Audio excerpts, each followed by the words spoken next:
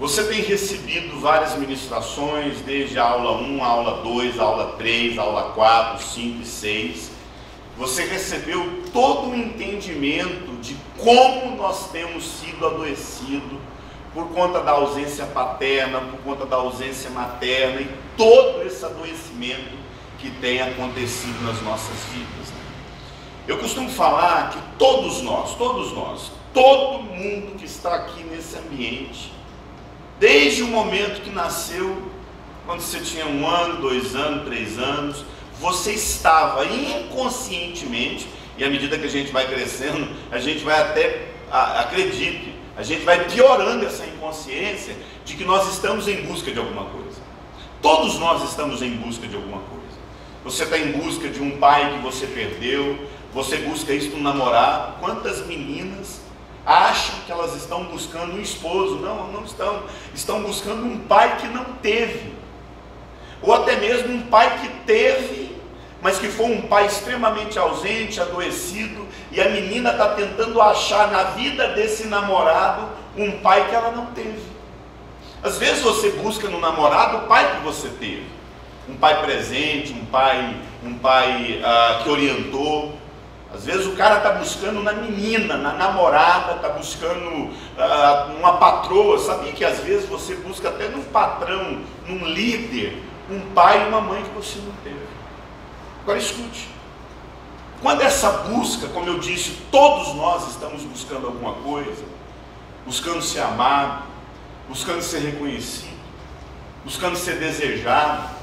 Foi feita uma pergunta para 2 psicanalistas, até que criaram quase todo o pensamento psicanalítico do mundo, que Freud, depois um outro que fez uma releitura dos ensinos de Freud, dos escritos de Freud, que foi Lacan, e perguntaram para Freud, Lacan também falou um pouco sobre isso, qual é o maior desejo do ser humano, e foi dito que, escrito também, que o maior desejo do ser humano é o desejo de ser desejado. Você fica bem quando sabe que seu pai desejou o seu nascimento? Você fica bem quando sabe que a sua mãe desejou que você nascesse? Ou até mesmo como a gente fica frustrado quando fica sabendo que a gente não foi desejado? Eu não sei, pai tem essa mania de falar para os filhos que não planejou a vinda dele. Para que isso? Você não planejou, mas Deus na cabeça dele planejou. Só que muitas vezes, amado, quando a gente fica sabendo que a gente não foi desejado nem pela pessoa que nos trouxe ao mundo, isso produz ferida em nós. Todos nós estamos buscando ser desejados. A mulher busca isso do esposo, o esposo busca isso da mulher, os filhos buscam isso do pai. Você aprendeu isso quando eu dei uma aula para vocês sobre criação de filho. Como a criança precisa ser desejada pela mãe, como a criança precisa sentir parte de uma família. Agora escute, quando esse desejo, quando essa busca por alguém, por um pai, por uma mãe, sei lá, por algo que você deseja mais ser amado, quando essa busca é adoecida, nós cometemos as piores decisões da vida. E o nome que eu tenho dado para essa busca adoecida é carência. Porque quando a gente fala de carência, carência é um vazio que ficou no nosso coração, e nós tentamos preencher esse vazio a todo custo. Agora, quando esse vazio, como eu disse, é adoecido, eu tenho chamado esse vazio de carência. Porque carência, do contrário que se pensa, a carência, na verdade, queridos, quando a gente fala a respeito dessa carência, que tantos têm um entendimento errado, porque a gente acha que carência é apenas um sentimento, e não é apenas um sentimento, pode ser um sentimento também, mas carência não é um sentimento. Carência é uma doença que tem na nossa alma, porque a carência, na verdade, o carente, melhor dizendo, é uma criança abandonada, com a ilusão de que alguém ou alguma coisa será a resposta para tudo que ele acha que precisa na vida. Então o carente, ele tenta encontrar resposta em tudo, ele não consegue olhar para a vida sem que tudo na vida dele, ele tente encontrar uma solução para ele, e não é assim. A gente vai descobrindo no decorrer da nossa vida que profissão não é resposta. A gente tem a ilusão de que ser famoso, a gente tem a ilusão de ter muito dinheiro, amado, vai no Alphaville, vai lá no Alphaville. Eu sempre digo, amado, está todo mundo esperando ter 1 milhão na conta, mas o cara que tem 1 milhão na conta está querendo se matar também. O cara que tem 2 milhões na conta está querendo se matar. A mulher que tem um corpo escultural está querendo se matar. O cara que é famoso no Brasil inteiro está tendo depressão. Então qual que é a solução para o ser humano? A gente tem a ilusão de que dinheiro, a gente tem a ilusão de que corpo escultural, a gente tem a ilusão de que alguma coisa vai ser a resposta na nossa vida. Por quê? Escute o que eu tenho para falar para você. Carência não é um sentimento que você tem dentro de você e está tentando achar alguém para suprir esse sentimento. Carência não é algo que você tem dentro de você e precisa achar alguém para te suprir. Não. Escute. Carência é uma doença que precisa ser curada. Porque carência não se supre, carência se cura. Carência é uma doença que está dentro de nós e nós temos que encarar que por conta dessas carências nós tomamos as piores decisões. Por conta das nossas carências nós abandonamos marido. Por conta das carências nós abandonamos filho. Por conta das carências nós abandonamos ministério. Por conta das carências nós traímos até mesmo quem amamos. Tem uma frase que as pessoas dizem que toda pessoa tem um líder que merece. Quem já ouviu essa frase? Você tem um líder que você merece. Amado, eu acredito que em alguns casos específicos e alguns casos específicos eu posso acreditar que Deus coloca um líder na vida daquela pessoa, que é aquele líder que a pessoa precisa. Às vezes um líder que é firme com ela, às vezes um líder que é amoroso, porque ela foi abusada pelo pai, às vezes aquele líder está ali para consolá-la, para conquistar o coração que teve rejeição por autoridade. Mas sinceramente, amado, nesses anos de aconselhamento que eu tenho, eu por várias vezes, por dezenas de vezes eu vi que a pessoa não teve o líder que ela merecia. Quantas pessoas entram nas nossas igrejas doentes, carentes, está escrito na testa dela, carência. A moça, a mulher traída, a mulher abandonada, o cara doente, entra no gabinete pastoral para abrir o coração, para mostrar suas fraquezas, e a partir dessa fraqueza exposta, o líder toma ocasião dessa fraqueza e se envolve com a ovelha. Quantos casos de pastores que recebem uma moça dentro do gabinete, que foi abusada, que foi traída, que é carente, extremamente carente. Eu sei do que eu estou falando. Vocês vão ter aula de aconselhamento, vocês vão entender os perigos que muitas vezes a gente enfrenta no aconselhamento. Amado, tem pessoas, eu já tive situações, e eu vou falar isso na aula de aconselhamento, que quando a menina me chamou para o aconselhamento, ela marcou um aconselhamento, a moça marcou um aconselhamento para mim, a forma como ela estava contando a vida dela, ela não estava desabafando, ela estava contando uma história erótica.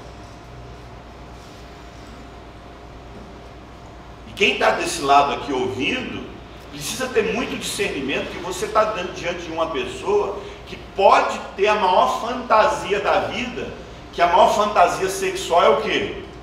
Se envolver com o quê? Com um pastor, com um líder, com um pregador.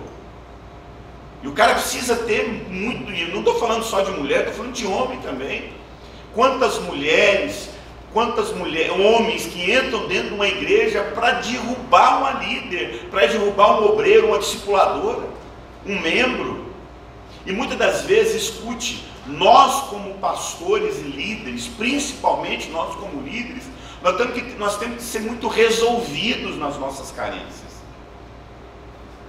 Porque você vai lidar com gente fraca. Você vai lidar com situações que ninguém lida. Seja sincero, você na sua vida, você tem a oportunidade de ouvir toda semana 3, 4 pessoas contando pecado para você? Você tem essa oportunidade? Não tem, nós temos. Entenda, muitas das vezes quando você está dentro de um gabinete, dentro de uma sala pastoral, dentro de um consultório, ouvindo uma outra pessoa, escute. Você pode estar diante de uma pessoa que ela não quer se envolver com você, mas a doença emocional dela é tão forte, que ela não consegue falar não para alguém que está seduzindo. E muitas vezes quem está seduzindo é o pastor que viu na vida daquela ovelha uma fraqueza emocional. Quem está entendendo o que eu estou dizendo? Amém. Uma vez eu aconselhando uma moça, ela tinha sido abandonada pelo pai, traída pelo pai, fragilizada, perdeu a virgindade com o namorado abandonou, ela passou por um processo até de abandono mesmo, e ela entra no gabinete pastoral, começa a conversar com esse pastor, se envolve sexualmente com esse pastor, estava se sentindo a pior pessoa do mundo. Eu falei assim, vem cá, imagine uma criança de 1 aninho de idade, que você levanta ela no ar e fala, se solte. Se solte. Amado, uma criança de 1 ano de idade, quando você a levanta no ar e pede para ela se soltar, para ela conseguir se soltar das garras de um adulto, ela consegue fazer isso? Por quê, amado?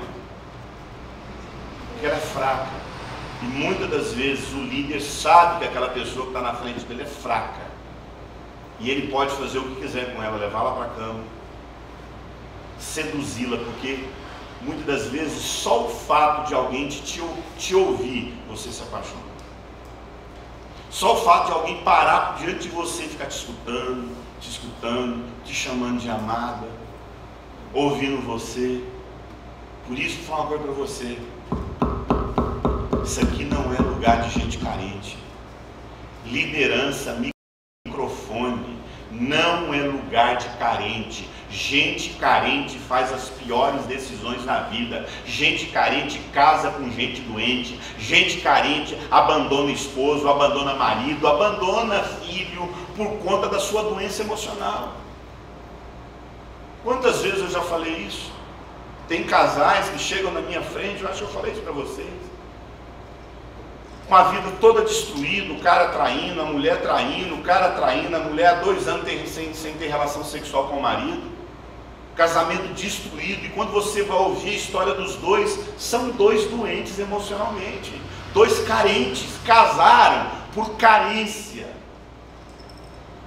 casou por carência, casou não porque os sentimentos estavam adormecidos. Qual foi a primeira coisa que Deus fez com Adão, antes de dar uma esposa para ele? Fez ele cair num sono profundo. Então, qual é a condição de uma pessoa que Deus dá para ela um marido, uma esposa? Alguém que fez o quê? Descansou, meu irmão. Sono profundo é o quê? Descansar. Quando você descansa e deixa Deus trabalhar, deixa Deus, porque a Bíblia fala que tendo tomado da costela, curioso isso, para que Deus te dê alguma coisa, Ele precisa achar primeiramente algo em você. Não é o vazio. A pessoa que está pronta para ter alguém não é uma pessoa vazia, porque Deus tirou algo de dentro do Adão e transformou aquilo que estava dentro dele numa esposa. Então fica todo mundo perguntando, Deus, pastor, qual que é o segredo para você casar? É deixar Deus tirar de dentro de você algo bom e transformar isso de bom numa pessoa para caminhar junto contigo. Agora imagine quando você está aí tentando achar a pessoa que você quer na internet, tentando achar pessoas que você quer no bate-papo, tentando achar a pessoa, sabe? Não descansa, mas o carente não consegue. O carente, ele nunca consegue descansar, porque o carente é agitado. Eu estava, curiosamente, essa mensagem lidando com as carências, ela tem na internet. Eu estava hoje, depois de muitos anos, ela tem lá, se eu não me engano, quase 100 mil visualizações. Eu estava dando uma lida lá nos comentários, né? E é engraçado que as pessoas escreveram lá. Essa mensagem só pode ser pregada por quem já é casado. É fácil pregar isso quando é casado. Eu quero ver se é solteiro. Você está vendo? Você está vendo como as pessoas acreditam que a gente só consegue ser puro? O quê? Casado? Senhor, não vou falar uma coisa para você, mas os piores pecados que eu já ouvi foi de casado. Amado, eu conheço pessoas que quando era solteiro, aprontou lá, mas parece que quando o cara casa, escute, meu irmão, o calibre do Satanás na vida de um solteiro, amado, é um calibre pequeno. Mas quando você casa, o calibre do diabo, amado, é para arrebentar com a vida do cara e do menino. Aí quando eu fiquei lendo aquele comentário lá na minha mensagem, lidando com as carências que está no YouTube, eu falei, cara, o cara não entendeu nada com o que ele ouviu. Porque eu não estou falando de uma pessoa que consegue viver santidade só porque é casada, pelo amor de Deus, meu irmão. Parece que depois que a gente casa, aí que fica pior. Eu não vou pedir para você levantar a mão, porque senão você vai ter que conversar mais tarde com sua mulher, com seu marido. Mas quando a gente casa, parece que é pior, gente. E parece não é pior. Então quando eu li aquele comentário lá, é fácil pregar isso quando é casado. Vou falar uma coisa para você, amado. Eu acho mais fácil viver santidade solteiro do que casado, na boa. Na boa. Eu acho que o solteiro tem muito mais capacidade de buscar a Deus do que um casado. Ah, mas o Paulo falou, não. O Paulo falou, se tiver abrasado, é melhor que casa. Mas ele falou o quê? Aquele que é solteiro, ele vai ter tempo para fazer o quê? Buscar as coisas do Senhor. Mas na nossa cabeça parece que a gente, quando a gente é casado, a gente é solteiro, a gente tem que buscar as coisas do capeta. E só depois que a gente casa que a gente vai buscar as coisas do quê? Mas falando para você, pode perguntar para qualquer pastor. A maioria das pessoas quando casam, a maioria, elas não despertam na fé. O que acontece com ela? A maioria das pessoas quando casa faz o quê? Esfria da fé. Quem sabe o que eu estou falando aqui? É desse jeito, amado. E quando eu li aquele comentário, eu falei, meu Deus, não entendeu nada do que eu vi.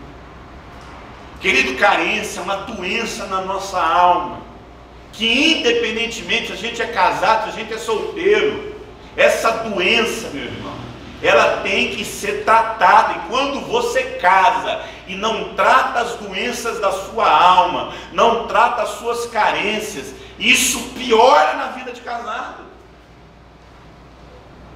Isso piora. O carente, amado, porque o carente ele não consegue entender que tudo na vida dele ele faz na tentativa de achar nas coisas ou em alguém a resposta para o vazio que tem dentro dele. O carente é como um buraco negro. Ele sai engolindo, sabe a ideia do buraco negro, assim, que sai engolindo toda a matéria para dentro dele, aquilo lá, nem, sabe, engole. O carente, ele não está satisfeito com ninguém. Ele pode ter a mulher mais linda, ele tem a ilusão de que essa pessoa vai ser a solução, mas quando ele casa, quando ele está com alguém, ele não quer aquilo mais, ele quer outra coisa. E eu sei do que eu estou falando, eu sei do que é essa doença. Isaías 64 diz que a justiça do homem é como o trapo imundo. A justiça do homem é como o trapo imundo. Agora olha só que interessante. Justiça é aquilo que é certo ou é aquilo que é errado? Certo. Então a Bíblia está dizendo que aquilo que o homem faz de certo é como trapo imundo. Aquilo que o homem faz de certo é como o trapo imundo. E o que é o trapo imundo? Durante muito tempo eu achava que o trapo imundo era o absolvente da mulher ali do Antigo Testamento. Pode até ser, porque esse tempo na vida da mulher era rejeitada. Mas quando esse texto de Isaías 64 diz que o homem, como a justiça do homem como o trapo imundo, o trapo imundo lá é um leproso que, na tentativa de esconder a sua lepra, para que ele não fosse rejeitado pela comunidade, ele pegava perfume e jogava num pano, numa faixa, jogava muito perfume, e pegava aquele pano perfumado e enrolava a sua lepra para enganar todo mundo, para ninguém ver que ele tinha uma doença. Mas com o tempo, os líquidos, o pus da ferida passava para o trapo apodrecia e ficava como? Imundo. Escute, existe uma doença na sua vida chamada carência, e você acha que essa doença ela é resolvida quando você encontra alguém. Sabe uma coisa? Eu vou casar. Sabe uma coisa? Eu vou encontrar aquela menina lá, aquele rapaz. Eu estou nessa vida de pecado aqui, eu estou nessa vida de imoralidade, de pornografia. Eu vou casar com essa pessoa. E aí, quando eu casar com essa pessoa, isso vai resolver. Não vai. Com o tempo, você apenas cobriu a sua doença com esse casamento bonitinho. Aquele apartamentinho com cheirinho de casa nova, aquela mobiliazinha tudo novinha, sabe? Aquele chãozinho branquinho, né? O Goiânia fala isso, não, apartamento novinho, tudo branquinho o chão. Mas se vai pretejando, você não sabe o que vira, né? Você não tem noção, essa doença que tem dentro de você vai passando para o outro. E quando você percebe aquilo que você escondeu, o trapo imundo, esse pano que você tentou esconder o seu pecado, chamado casamento, com o tempo, o seu próprio casamento está contaminado com a sua doença. Quem sabe o que eu estou falando? Quantas pessoas casaram com gente boa, casaram com menina que tem caráter, casou com um homem que tem caráter, mas com o tempo a sua doença passou para todo mundo dentro de casa. Aí fica todo mundo doente ali com as suas carências dentro de casa. Eu conheci uma mulher tão carente, que ela falou assim para mim: pastor, eu era tão carente que eu não suportava meu marido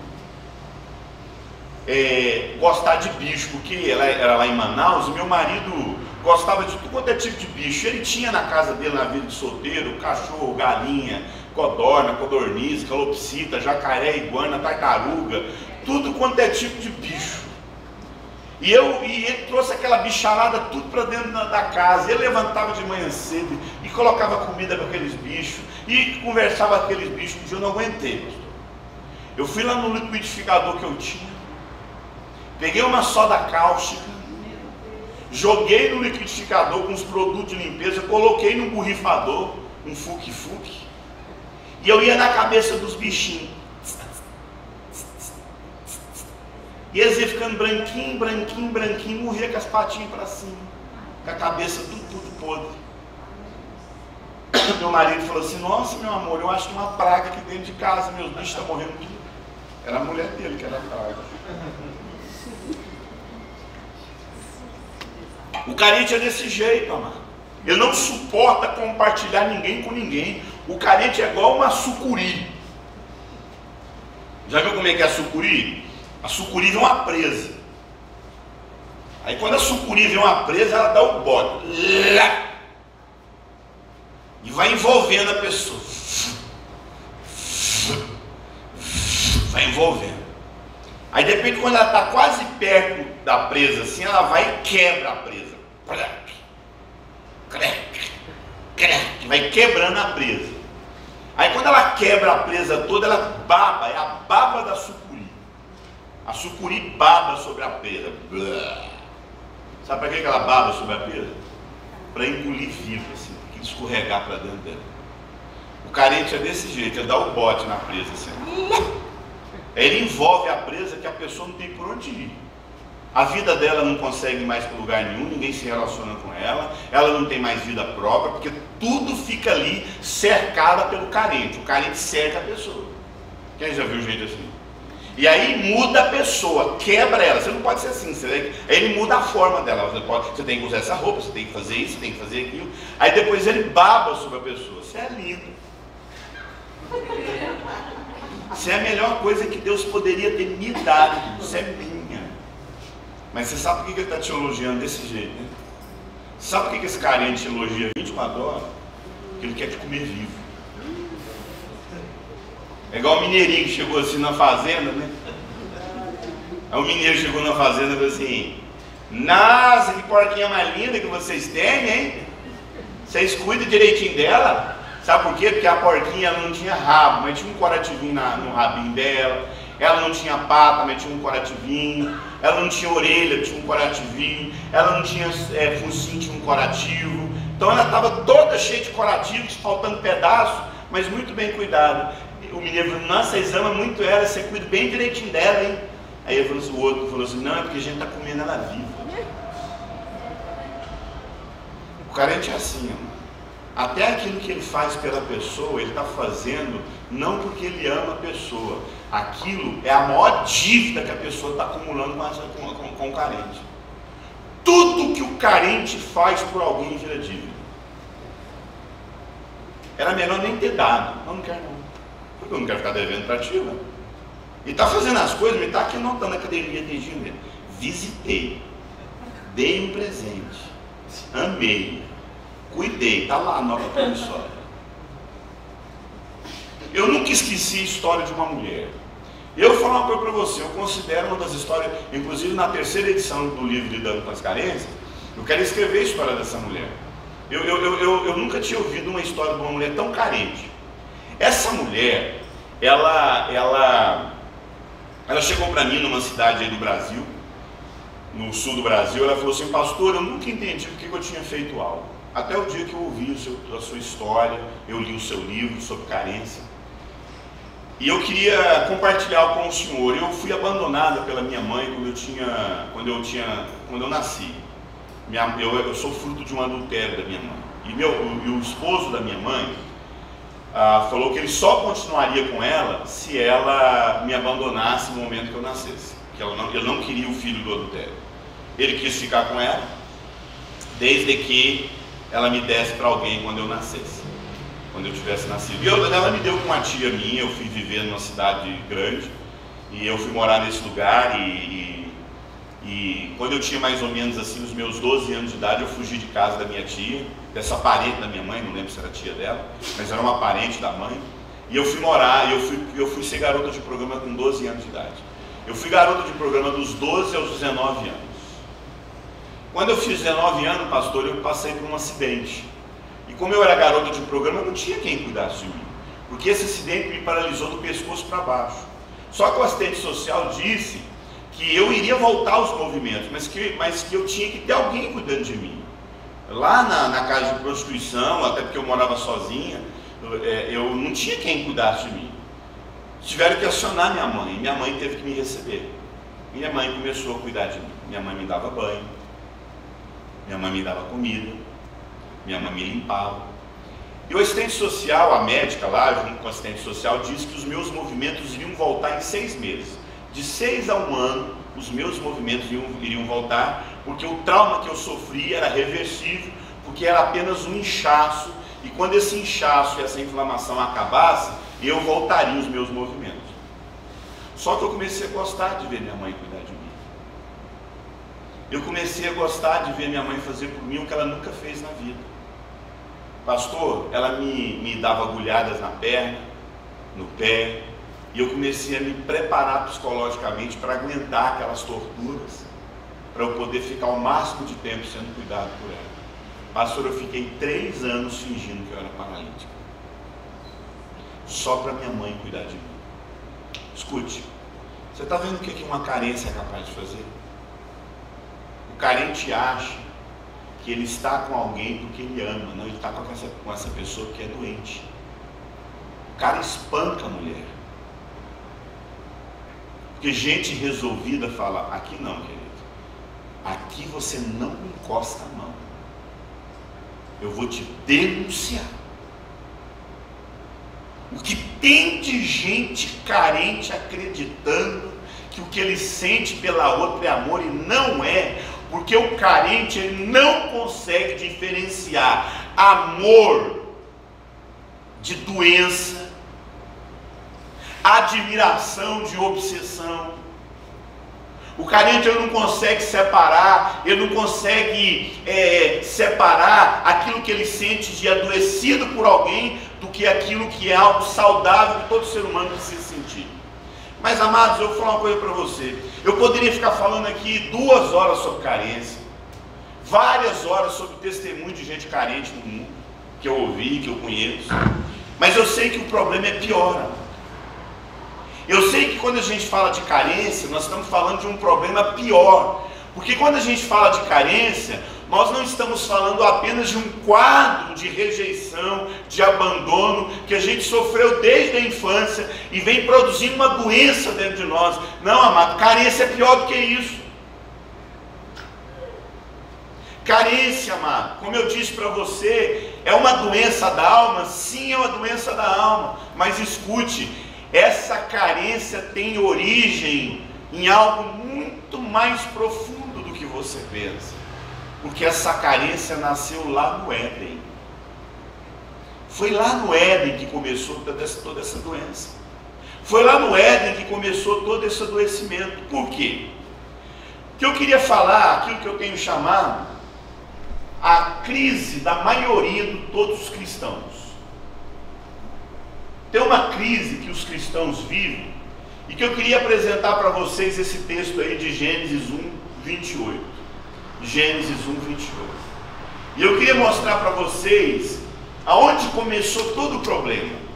Aonde foi que começou todo esse adoecimento na vida da maioria dos cristãos, que é aquilo que eu falo que é a crise entre a carência, que a gente confunde, e o dom de Deus na nossa vida. Deixa eu te fazer uma pergunta para você, olha aqui para mim. Quando a gente fala de carência e quando a gente fala de dom, porque no exato momento que nós nos convertemos e recebemos o Senhor Jesus, nós passamos a ser habitação de Deus na nossa vida. Olha aqui para mim, deixa eu falar uma coisa para você nunca esquecer, amém? Escute. Se você puder resumir o que é os 2 sinais de uma genuína conversão, a gente sabe que a genuína conversão é você abandonar o pecado, é verdade, isso é uma evidência da conversão. A conversão é quando você olha para o pecado de outra forma. Pessoas que vivem escravas do pecado, vivem numa vida de pecado, isso é um sinal que possivelmente essa pessoa não converteu, amém? Mas se a gente pudesse assim resumir em dois eventos na vida de alguém que é uma pessoa genuinamente convertida. Você sabia que o nome de Deus não é Deus, né? Quem não sabia disso? Quem não sabia que o nome não é Deus? O nome do pastor é pastor? O nome dele é o quê? Samuel. O meu nome é pastor? Meu nome é o quê? Pastor é o quê? É um título, é uma posição. O nome de Deus não é Deus. Deus é uma posição. Deus é um título. O nome de Deus tem um nome lá, que foi dado, né, por Abraão. Primeira vez que Deus revelou o nome dele. Quem sabe o nome de Deus? Quando Deus falou a primeira vez ali com Abraão, e falou o nome dele para Abraão, quem sabe qual foi a pronúncia? Estranhamente, sabe qual foi a pronúncia? Só como é que você escreve isso? Na cultura judaica, lá nos textos mais originais, o nome de Deus era... é como se fosse um sopro. Aí eles tentaram, com muita dificuldade, criar um pentagrama lá, que criou umas consoantes. Depois dessas consoantes foram adicionando algumas vogais, e criou-se o primeiro nome de Deus falável, pronunciável, porque mesmo que seja e mesmo que seja consoantes, mesmo assim não se pronunciaria. Aí na tentativa de pronunciar, adicionar algumas vogais, e criou-se o nome Yahvé. E aí tem vários desdobramentos, como Jeová, tem vários desdobramentos, como Javé, tem vários desdobramentos, que é o mais próximo nosso, que é o Adonai. Qualquer judeu chama Deus de Adonai. Mas tem muitos desdobramentos no nome de Deus. Mas Deus não é um nome, Deus é um título. Mas a gente reconhece Deus quando a gente se converte. A gente tem Deus. Qual seria o primeiro nível de conversão? É que na nossa vida, é como se nós tivéssemos uma caixinha com várias etiquetas. Várias etiquetas. E cada etiqueta dessa, sabe aquelas etiquetas que colam? Aquelas amarelinhas, né? Você vai lá e escreve Deus em várias etiquetas. Aí você coloca aquela etiqueta no marido, Deus. Aí você coloca aquela etiqueta no dinheiro, Deus. Aí você coloca aquela etiqueta nos filhos, Deus. Aí você coloca aquela etiqueta na sua profissão, Deus. Aí você coloca aquela etiqueta em você mesmo, Deus. A vida de todo ser humano é assim, gente. Nós somos criadores de deuses. Quando a gente converte genuinamente e a gente conhece o verdadeiro Deus, um dos sinais de que a gente se converteu é que a gente começa a fazer o quê? A recolher essas etiquetas e rasgar. Meu marido não é Deus, meu filho não é Deus, meu dinheiro não é Deus. Por quê? O que não é Deus é tudo aquilo que a gente vive sem. A gente sofre a perda de um esposo, mas a gente vive sem. A gente sofre a perda de um filho, mas a gente vive sem. A gente sofre a ausência de dinheiro, a ausência de emprego, a ausência de várias coisas, de amigos, mas a gente vive sem. Mas o que a gente nunca mais vive sem quando a gente tem uma genuína conversão? Então aí a gente começa a entender quem é realmente Deus na nossa vida.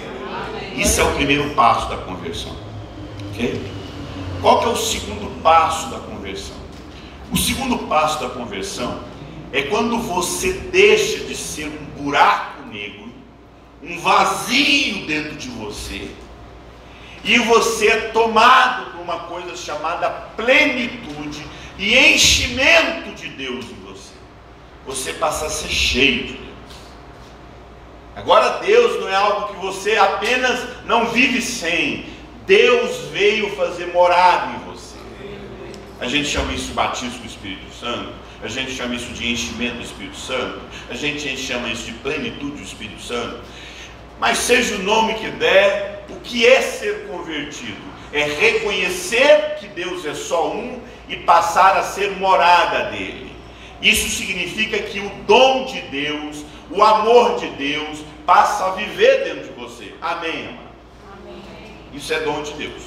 Então, no exato momento quando você conheceu a Jesus Cristo, Deus se encheu da presença dele. Ele passou a morar dentro de você.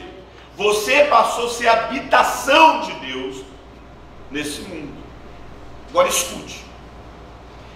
O grande problema dos cristãos é que eles não são tomados dessa plenitude, como Paulo fala. Sejam, pois, tomados da plenitude de Deus.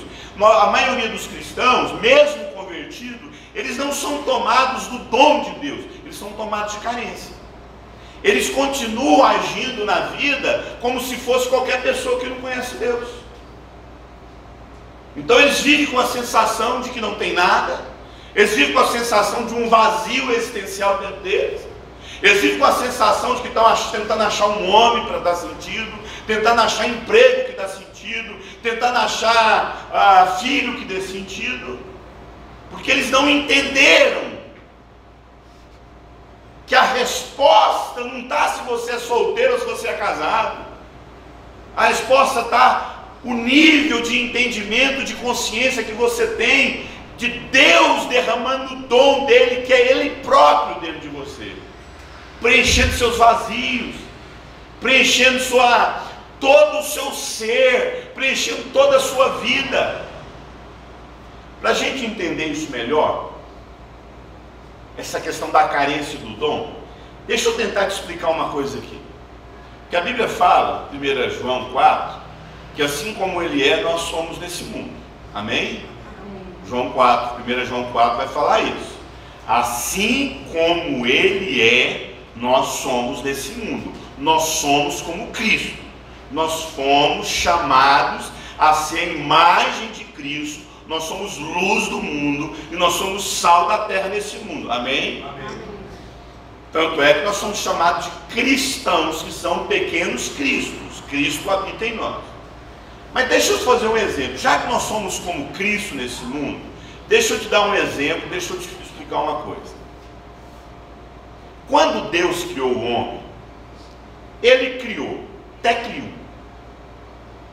Se quando Deus criou o homem, ele criou porque ele estava sozinho, um vazio, uma tristeza na vida dele, ele não aguentava mais aquele céu dele, sabe, que não tem problema, não tem dificuldade, aqueles anjos cantando o dia inteiro, o céu de Deus é tudo branco, o escritório dele é branco, a mesa dele é branco, o carpete dele é branco, sabe, tudo é branco, o computador dele é branco, a mesa dele é branco, o sofá dele é branco, tudo é branco na vida dele, os livros da biblioteca dele é tudo branco. Aí quando ele abria a janela, aqueles anjos cantando santo, santo, lá em, rapaz, pô, não tem da música não dá para cantar essa música. Aí ele, para tentar dar uma animada na vida dele, ele criou a gente, para dar problema para ele. Falou, minha vida está muito sem graça, eu preciso criar um problema na minha vida, não estou aguentando essa sem graça de vida que eu vivo. Você acha que Deus, se Deus criou eu e você, porque ele estava sozinho e precisava de alguém dar sentido à vida dele? Ou dois, se Deus é pleno, não há espaços vazios nele, ele não precisa de ninguém para completá-lo, ele não precisa de ninguém para dar sentido a ele, e ele criou a humanidade, o ser humano, para poder se revelar e encher esse homem do seu amor, da sua presença. Primeiro, então me responda, Deus criou o homem para ser preenchido ou criou o homem para preenchê-lo? Um ou dois? Dois, eu acredito que é o dois, sim ou não?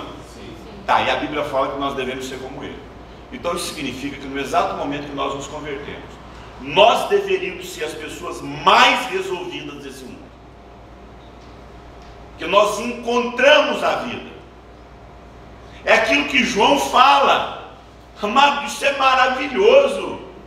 João diz lá, 1 João 1, ele diz, nós encontramos a vida. Nós não só encontramos, os nossos olhos viram, as nossas mãos tocaram, os nossos olhos contemplaram a vida, e essa vida foi nos manifesta. A vida que estava lá desde o princípio veio até nós. Amém.